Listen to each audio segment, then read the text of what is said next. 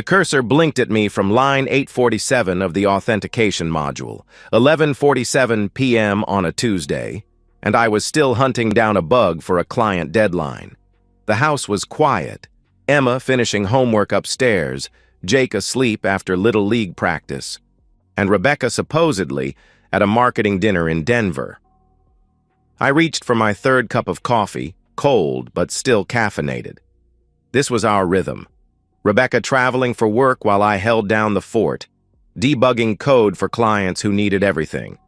Yesterday, 16 years of marriage had settled into shared calendars, quick kisses goodbye, and the subtle distance that had grown between us over recent months. Ping cloud storage sync complete. I frowned. I hadn't uploaded anything. Must be one of Rebecca's work presentations auto-syncing. She always forgot to turn off the automatic backup feature I'd set up years ago. I clicked the notification out of idle curiosity, expecting another PowerPoint about market strategies. Instead, my world imploded. The file was a video, 23 minutes and 17 seconds long. The thumbnail showed Rebecca's face, flushed and radiant in a way I hadn't seen in months. She was on a bed that wasn't ours, in a room I didn't recognize, with a man who definitely wasn't me. My finger hovered over the trackpad. Part of me wanted to close the laptop, pretend I'd never seen it. But the analytical part of my brain needed to understand what I was looking at. I clicked play. The first seconds were devastating. Rebecca straddling a dark-haired man, moving with enthusiasm she hadn't shown me in over a year. But the audio destroyed me. God, I've needed this, Rebecca panted breathlessly. David is so boring. Same routine every night. Dinner, TV, bed, no passion, no spontaneity. The man beneath her, older, expensive watch glinting, ran his hands down her back. What about financially? He asked with casual interest. You said, he's not exactly killing it. Rebecca laughed bitterly in response. Mediocre at best. We're comfortable, but that's it. I deserve better than settling for a middle management programmer who thinks Olive Garden is fine dining. My stomach lurched. This wasn't just infidelity. This was character assassination. My wife of 16 years was performing emotionally for another man's camera, because it was obviously being recorded intentionally. The angle was perfect, lighting good, Rebecca's performance deliberate. She kept glancing at the device, ensuring her words carried clearly. I skipped ahead. More passionate intimacy interspersed with casual cruelty. Rebecca complaining about our suburban house, mocking my weekend projects, describing our marriage as dead, while simultaneously planning our family vacation to Yellowstone. The worst part came near the end. The man asked about her kids. They're fine, Rebecca said dismissively, barely pausing her movements. Emma's busy with school, Jake's got sports, they barely notice when I'm gone. David handles all that domestic stuff. You don't feel guilty? The man pressed. Rebecca's laugh was sharp and cold. About what? Finally feeling alive again? Mark, I've been sleepwalking through my life for years. This, us, is the first real thing I've felt in forever. Mark. Now I had a name. I paused the video, staring at my wife's face, radiant with betrayal. The timestamp showed 3 hours ago. Rebecca had texted at 7:30 saying dinner was running. Long. At that moment, she'd been comparing me unfavorably to Mark while planning our vacation. My phone buzzed. Rebecca's photo filled the screen. Hey, honey, she said breathlessly when I answered. Sorry I'm calling so late. Dinner ran super long and Jennifer from corporate wanted to discuss Q3 projections. I stared at the paused video. Rebecca's face, flushed with satisfaction, hair tousled, eyes bright with joy I couldn't remember seeing directed at me in months. How was the food? I managed to ask. Hotel restaurant stuff. Pretty boring, actually, my wife replied casually. Can't wait to get home to you and the kids. Boring. The same word she'd used to describe me minutes ago while writhing on top of Mark. Drive safe. I love you, I said automatically. Love you too, honey, Rebecca responded warmly. The call ended. I sat surrounded by family life, Emma's honor roll, certificate, Jake's baseball schedule, 16 years of shared memories. On my laptop screen, the frozen image of my wife glowing with betrayal. The cloud sync notification blinked. Rebecca's technological carelessness had just handed me the evidence that would change everything. She'd been careful to lie to me, but forgotten about the digital trail. I closed the laptop and listened to familiar sounds. The refrigerator humming, floorboards creaking, a car pulling into our driveway. Rebecca was home. I didn't sleep. Instead, I spent the night documenting everything. Screenshots of metadata, backup copies saved to secure locations. A timeline of Rebecca's recent work trips, cross-referenced with expense reports and credit card statements. By dawn, I had the foundation of a case. But first, I needed to understand exactly who I was married to. Rebecca came downstairs at 7:15, humming softly. She was glowing in a way that might have seemed refreshing if I didn't know its source. Her hair was perfectly styled despite her supposedly late night, makeup flawless, step light, and confident. "Morning, honey," she said cheerfully, kissing my cheek with lips that had been on another man 12 hours earlier. "You're up early." "Couldn't sleep." "Work stuff," I replied, studying her face for any sign of guilt. I poured her coffee, watching for any sign of guilt. Nothing. If anything, she seemed more affectionate than usual. Emma stumbled downstairs in school clothes. At 15, she was developing my analytical mind, and I could see her studying her. Mother's unusually cheerful demeanor. "You seem happy this morning, Mom," Emma observed with teenage directness. "Just a good meeting yesterday," Rebecca answered smoothly, ruffling Emma's hair. "Sometimes work energizes me. How's the chemistry project?" "Fine," Emma replied, her tone suggesting she wasn't buying the explanation entirely. After the kids left, Rebecca lingered over coffee with unusual attention. "David, I've been thinking about us lately," she said with careful deliberation. My blood went cold. "What about us? We've been in such a routine. Don't you think we need to shake things up? Add some excitement?" she asked, eyes brightening with what I now recognized as calculated enthusiasm. The audacity was breathtaking. She was planning to justify her affair as marriage enhancement. "What kind of excitement?" I asked cautiously. Rebecca's eyes brightened further. "I was talking to colleagues about how mature couples handle exploring, keeping the spark alive after so many years." I set down my coffee carefully. "What exactly are you trying to tell me?" She took a deep breath, clearly rehearsed.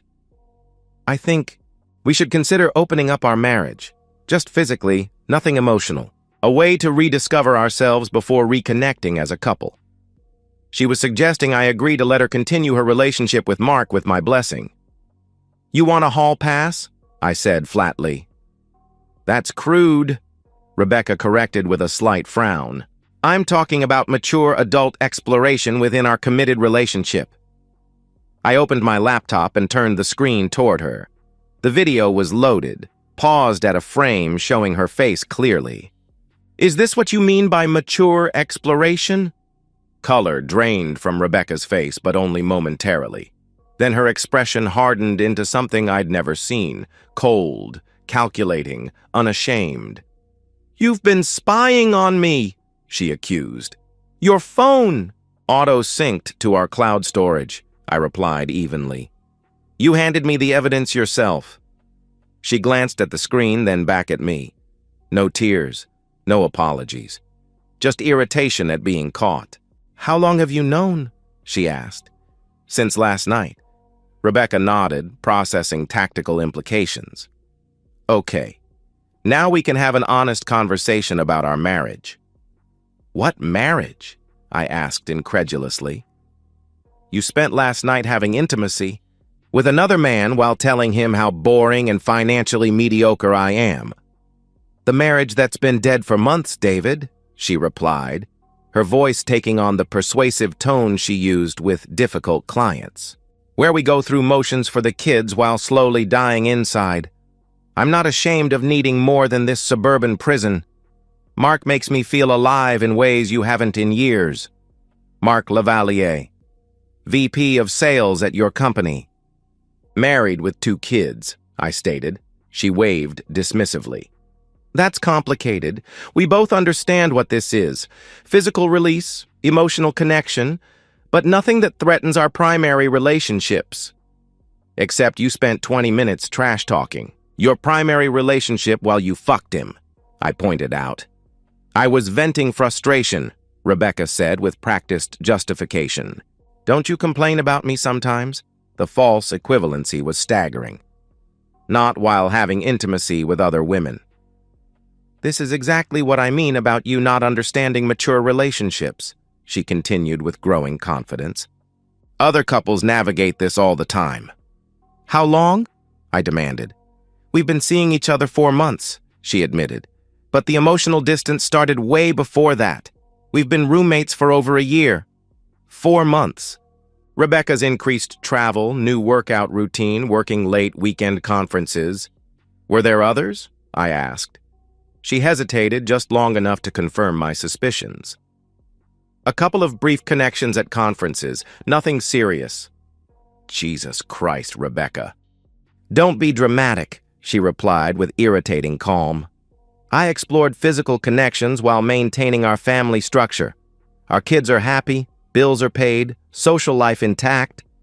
What's the problem? I stared at this stranger wearing Rebecca's face. This wasn't someone who'd made a mistake. This was someone who'd methodically planned deception while building justifications. The problem is that you're a liar and cheat who's been living a double life while I've been home raising our children. Our children are fine, Rebecca countered defensively. And my career supports this family as much as yours. Your career, that includes fucking your boss. VP of Sales isn't my boss. He's a peer, she corrected. She stood, smoothing her skirt with practiced composure. Look, I know this is shocking, but we can work through this if you're willing to be adult about it. Opening up actually strengthens primary bonds. By opening up, you mean I pretend I'm okay with you continuing to sleep with Mark, I summarized. Among other things, yes. She confirmed with breathtaking magnanimity. And you'd be free to explore, too. The magnanimity was breathtaking. I want you to move to the guest room while we figure this out, I said firmly. David, she began. No, I interrupted. You want to explore other relationships? Start by exploring what it's like not sleeping in my bed. Rebecca's mask slipped, showing genuine surprise that I wasn't accepting her terms. You're being unreasonable. I'm being an adult, I replied steadily, which apparently means something different to me. She gathered her purse with sharp, irritated movements. I'm going to work. When I get home, I hope you've thought about this rationally. Our marriage doesn't have to end, David, but it does have to evolve. After she left, I sat alone in our kitchen, surrounded by breakfast remnants. The house felt contaminated by knowledge of what she'd been doing while I debugged code and helped with homework. I opened my laptop and continued building my case. If Rebecca wanted evolution, I'd give it to her. Just not the kind she expected. 2 weeks of careful performance followed.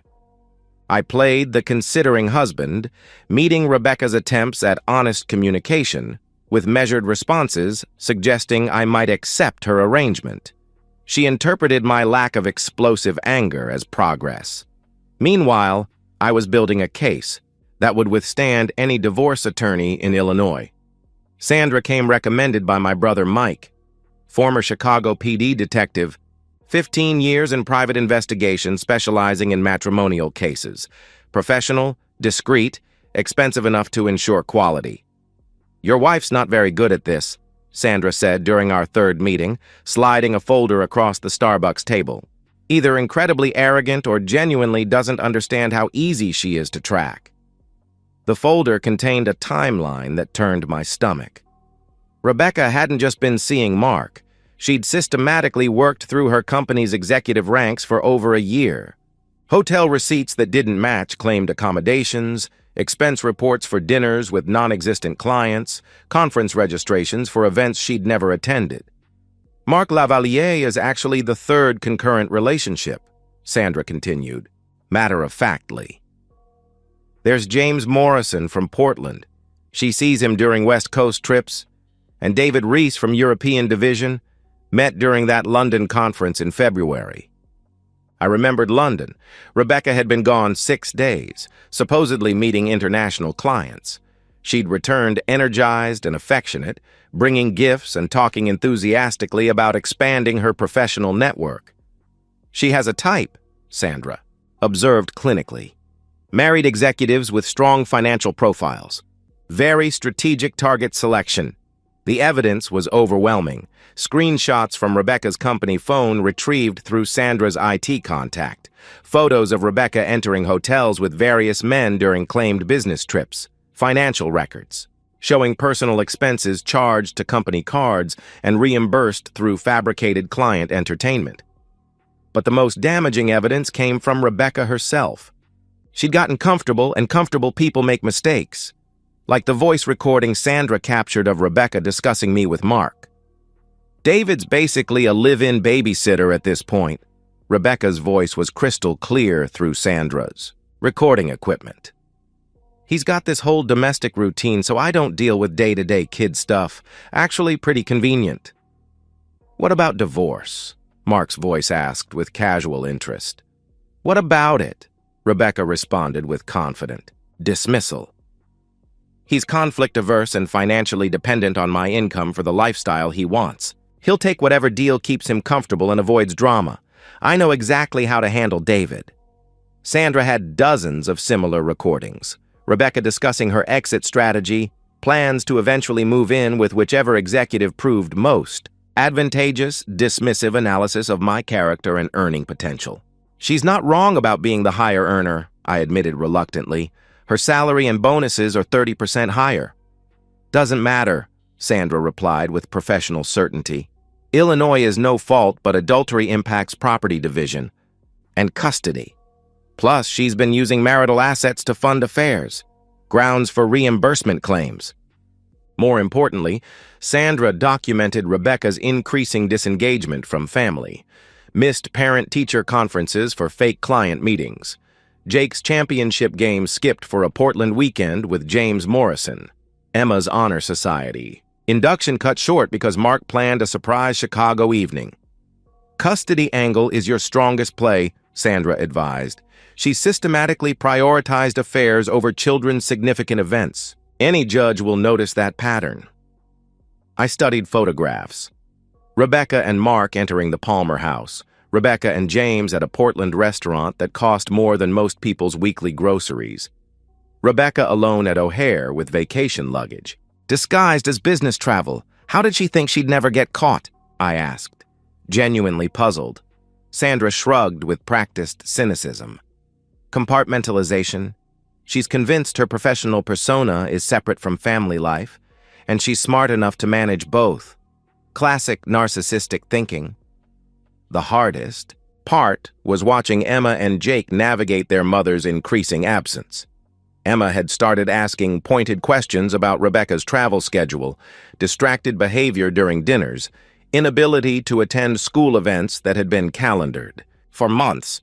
Mom seems different lately, Emma said while I helped with calculus, her voice carrying teenage perceptiveness. More selfish, I guess? She used to ask about friends and classes. Now she just nods and scrolls through her phone.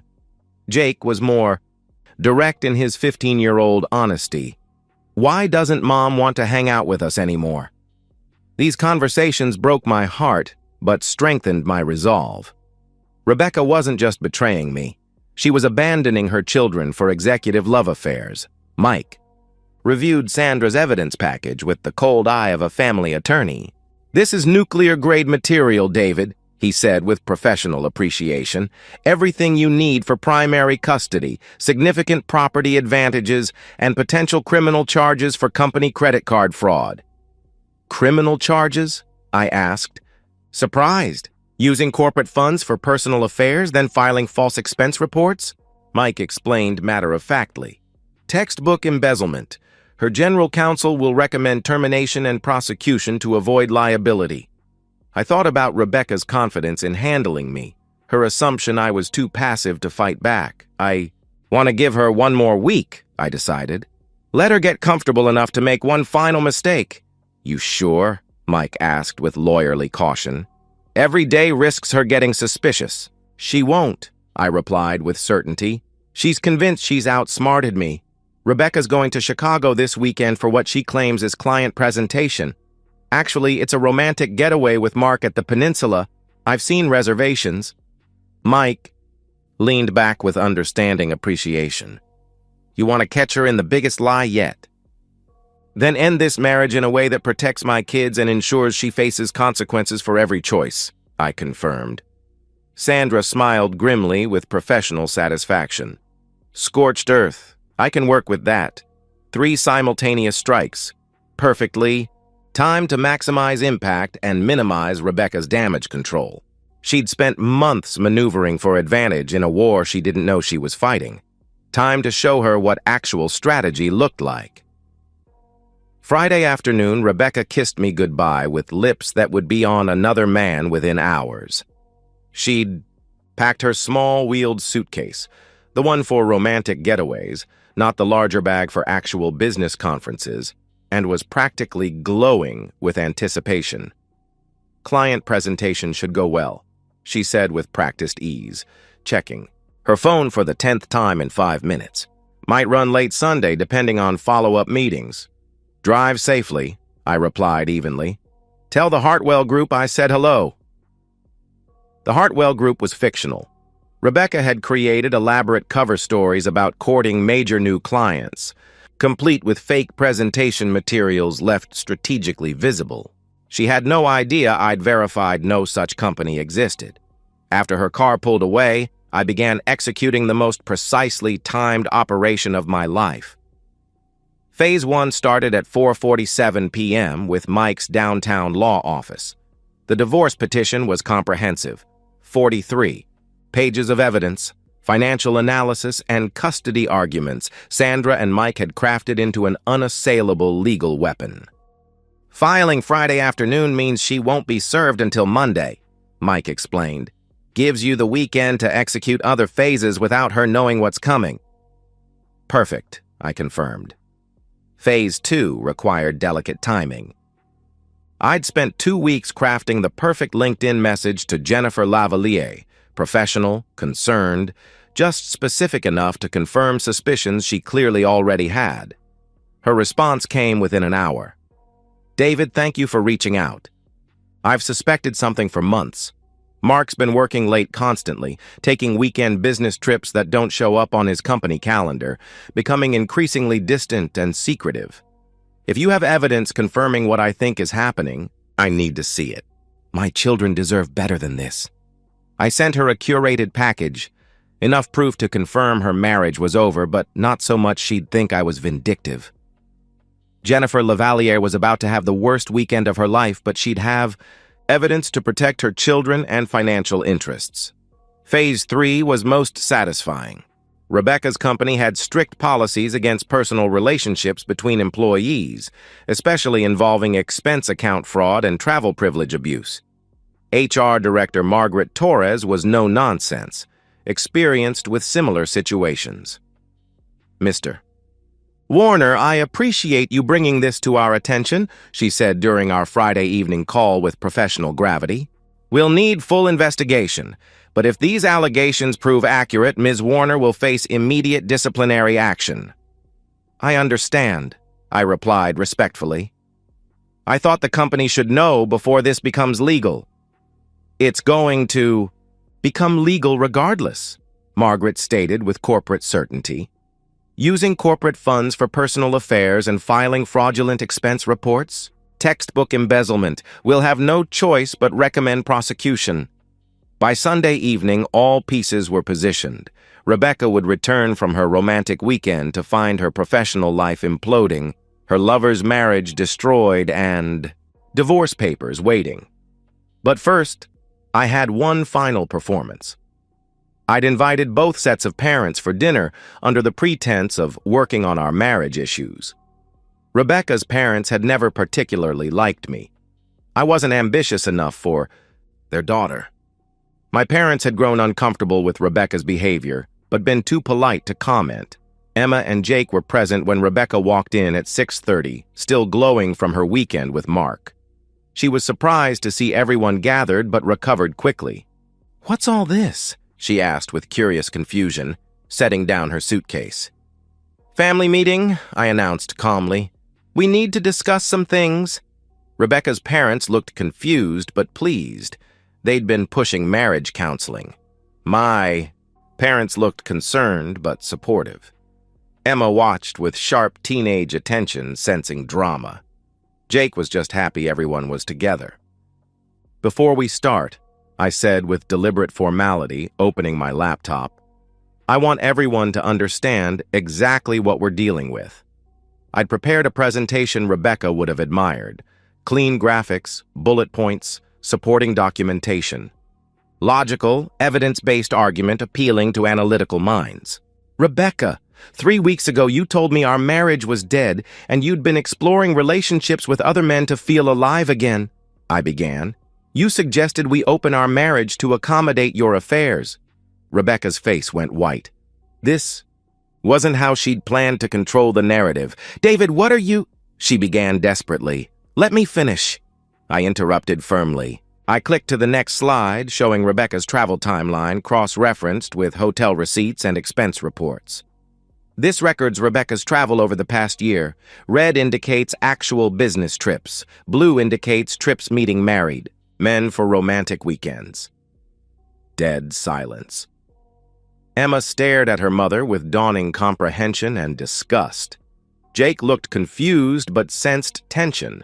Both sets of parents were processing implications.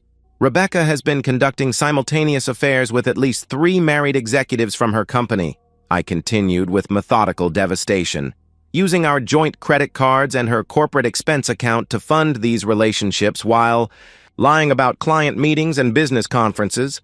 I clicked through slides showing Sandra's photos, message screenshots, and audio transcripts of Rebecca discussing our family in degrading terms while planning her exit strategy. Rebecca tried, interrupting with desperate explanations, but evidence was overwhelming. Her explanations, photos taken out of context, messages misunderstood, crumbled against documentation weight. The breaking point came when I played audio of Rebecca describing our children as minor inconveniences and me as a live-in babysitter. She could manipulate. Emma stood abruptly, chair scraping hardwood. "Mom, how could you say that about us? About Dad?" she demanded with teenage fury. "Emma, honey, you don't understand the context," Rebecca pleaded desperately. "I understand you've been lying for months while Dad was home helping with homework. And driving us to games and conferences you were too busy cheating to attend," Emma shot back with devastating accuracy. Jake was crying, not understanding adult complexities, but recognizing family disintegration. My mother comforted him while shooting Rebecca pure disappointment. Rebecca's father cleared his throat with patriarchal authority. "Rebecca Ann, is this true?" "Dad, it's complicated," Rebecca responded with weakening justification. "Adult relationships aren't black and white? Did you or did you not have affairs with married men while lying to your husband and children?" he demanded with simple moral clarity. Simple, direct question hung in air. Rebecca's sophisticated justifications about mature relationships suddenly seemed pathetic against her father's moral clarity. "Yes," she admitted with crumbling defiance. "But David is making it sound worse." "How could it be worse?" my father asked quietly with profound disappointment. "You betrayed your family and abandoned your children for men who were also betraying their families." Rebecca's mother cried silently, dreams of her daughter's perfect marriage crumbling. My parents just looked sad. They'd suspected something but hadn't imagined deception scope. Emma delivered the killing blow with teenage directness. "Mom, I can't believe you threw away our family for random guys who were probably lying to you as much as you lied to us." "They weren't random," Rebecca protested weakly. Yes, they were, Emma interrupted with brutal honesty. You think Mark or James actually cared? They were using you for intimacy while staying married to their real families, and you were stupid enough to think that made you special. Rebecca exploded with maternal authority. Don't talk to me like that. I'm your mother. Then act like it, Emma shouted back with accumulated fury. A mother doesn't abandon kids for affairs. A mother doesn't miss her son's championship for her boss. A mother doesn't call her husband a boring babysitter while he's raising her children. Profanity from my normally well-behaved 15-year-old shocked everyone into silence. Emma was crying now, years of anger pouring out. Emma's right, Jake said quietly, voice thick with tears and simple childhood honesty. You don't want to be with us anymore. You're always somewhere else. Rebecca looked around at 6 faces reflecting disappointment, disgust, and pity. Her parents were ashamed. My parents were supportive but sad. Her children were angry and hurt, and I was calm, methodical, finished with her forever. This is ridiculous, she said finally with desperate denial. David's turned you all against me with his presentation. You don't understand the full situation. Then, explain it, I said with deadly calm. Explain how lying to your family, abandoning your children, and conducting multiple affairs while stealing from your employer represents the situation we're failing to understand. She couldn't. For all her sophistication, Rebecca had no defense against simple moral truth. She'd betrayed everyone who loved her for temporary excitement with men who were also betrayers. Rebecca grabbed her purse and keys with sharp, defensive movements. I don't have to listen to this. No, you don't, I agreed with cold finality. But you'll listen to your attorney Monday when divorce papers are served. And you'll listen to HR about the investigation into your expense fraud. And you'll listen to Jennifer Lavalier's lawyer when she subpoenas you for her divorce proceedings. Rebecca stopped in the doorway with sudden alarm. What? Did you think I'd discovered your affairs and done nothing? I asked with quiet devastation. I've spent 3 weeks building a comprehensive case with investigators and attorneys. Your professional life, relationships, and marriage are ending simultaneously, tomorrow morning. For the first time, Rebecca looked genuinely frightened. Her confidence in controlling the situation, managing reactions, emerging with minimal consequences, all crumbled as she realized she'd been outmaneuvered by the boring, passive husband she'd thoroughly underestimated. David, we can work this out, she pleaded with growing desperation. We don't have to destroy everything. You already destroyed everything, I replied with finality. I'm just cleaning up the mess. She left without another word, driving into darkness that had become her final judgment.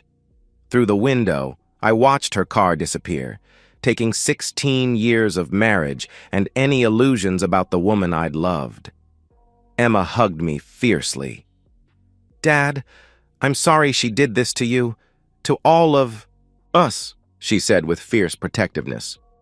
I'm sorry too, sweetheart, I replied, holding her tight. But we're going to be okay. Jake joined the hug. For a moment we stood there, father and children, damaged but not broken, ready to face whatever came next together. Rebecca's phone started buzzing before she'd made it home.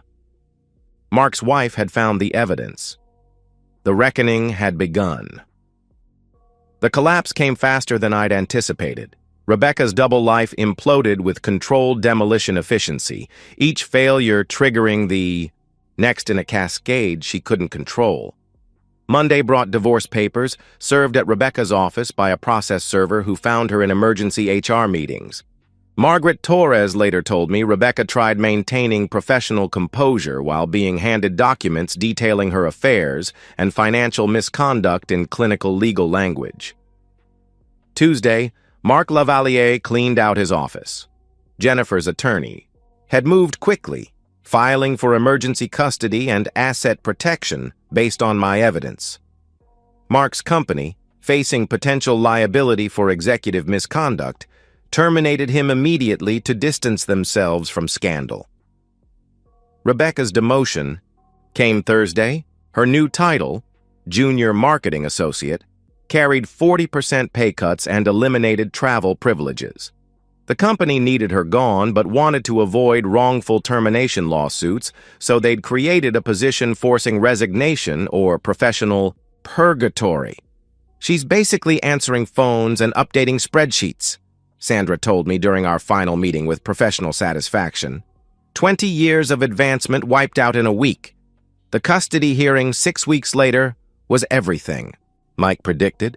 Rebecca's attorney, a tired public defender she'd been forced to hire after salary cuts made private counsel unaffordable, tried painting me as vindictive and controlling.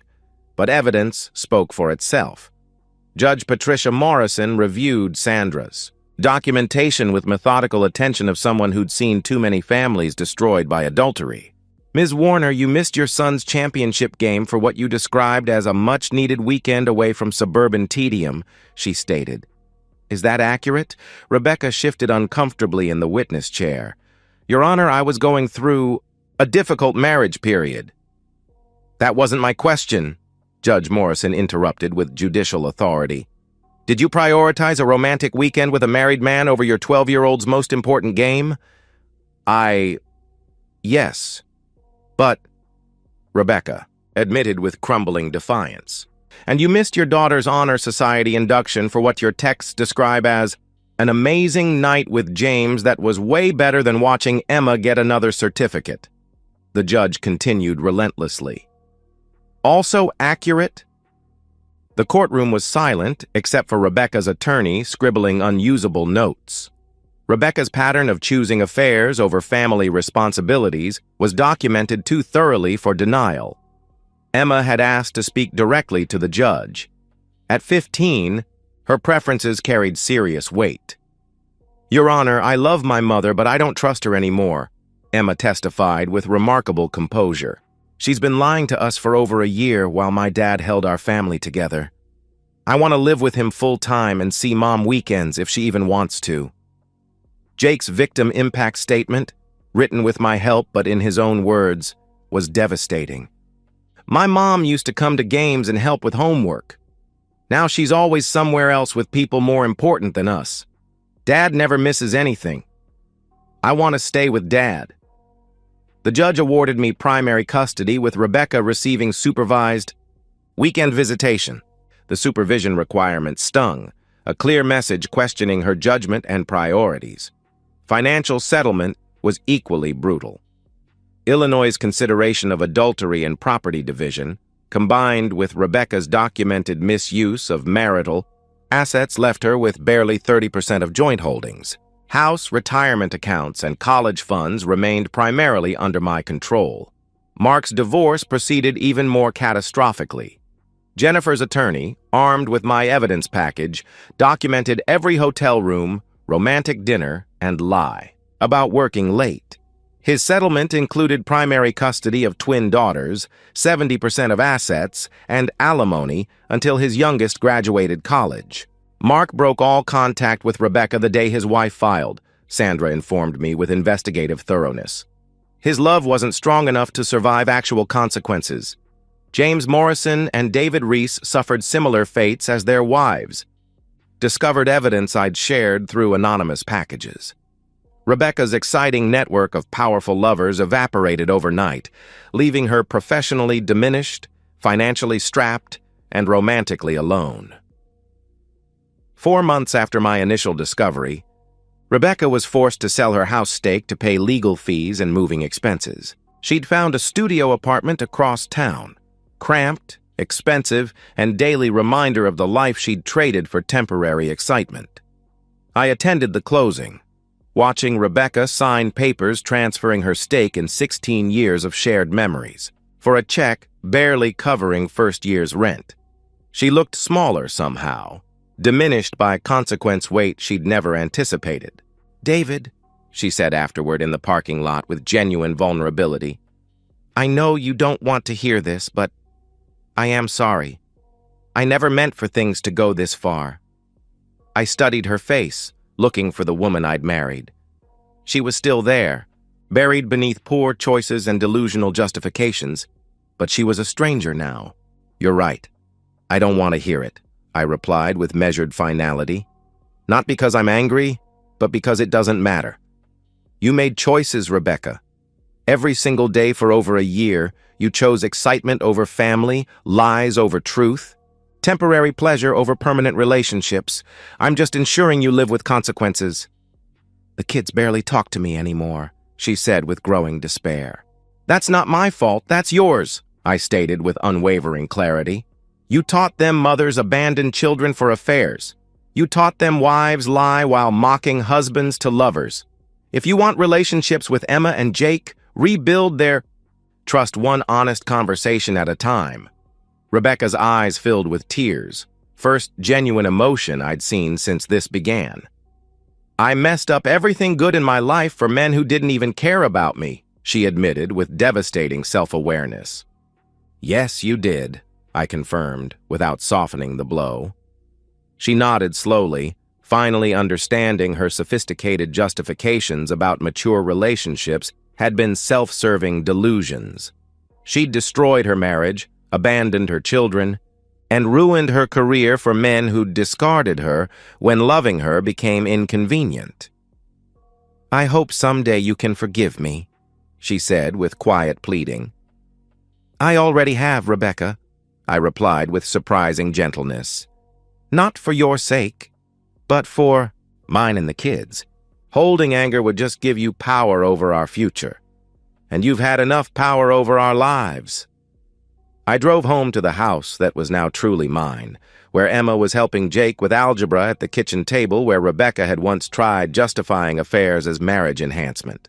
The domestic routine Rebecca had mocked as boring had become our foundation for rebuilding.